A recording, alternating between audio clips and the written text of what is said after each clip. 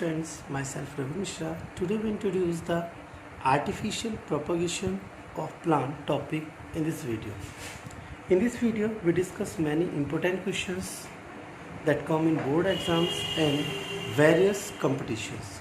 So please see the video till the end.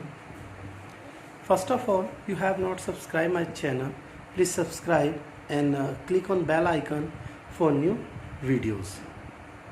Now we explain about artificial propagation of plant.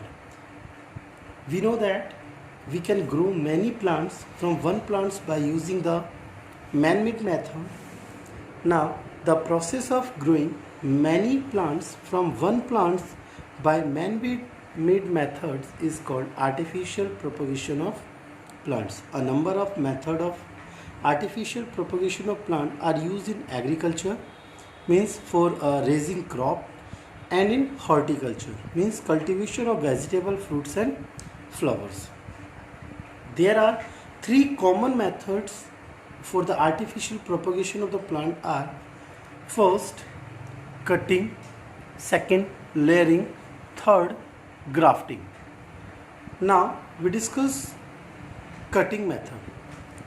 A small part of the plant which is removed by making a cut with a sharp knife is called the cutting.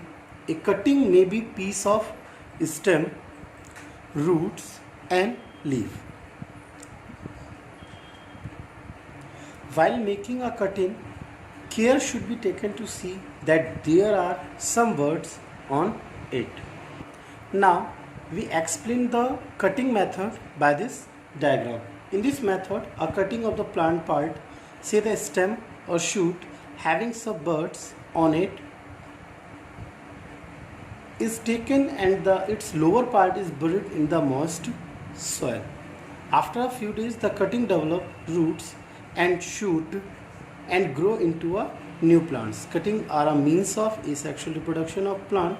The new plants formed from a cutting is exactly similar to the plants. The plants like rose, bougainvillea, grapes, sugarcane, bananas and cactus, etc. can be grown by means of cutting. If we grow a rose plant by the help of cutting, now a piece of stem having bud is cut from the existing rose plant with the help of a knife. The lower part of this cutting is buried in the moist soil. After a few days, the end of cutting buried in soil develop roots and later on grow to become a new rose plant. An advantage of cutting method is that by using this method we can produce many new plants from just one plant quickly without waiting for flower and seeds. The second method is layering. In this method, a branch of the plant is pulled towards the ground and a part of it is covered with moist soil, leaving the tip of the branch exposed above the ground. After some time, new roots develop from the part of the branch buried in the soil, the branch, and grow to become a new plants. Example: jasmine plants, strawberry, raspberry, lemon, guava and hibiscus. The layering method explained by this figure. In this figure we take jasmine plant. In this figure, the left side branch and one right side branch of the parent jasmine plant have been buried in the moist soil. The part of the branch which are buried in the soil grow their own roots.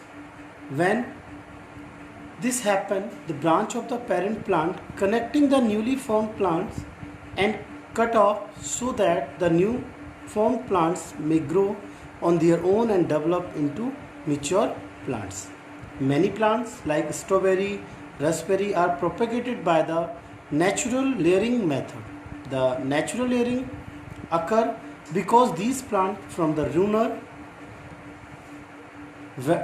wherever the end of the such runner touch the ground, new plants are formed at those places.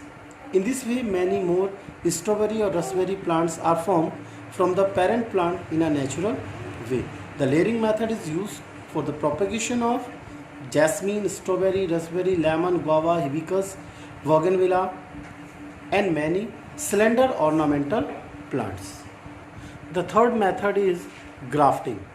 Grafting is a method in which the cut stem of two different plants, one with roots and other without roots, are joined together in such a way that the two stems join and grow as a single plant.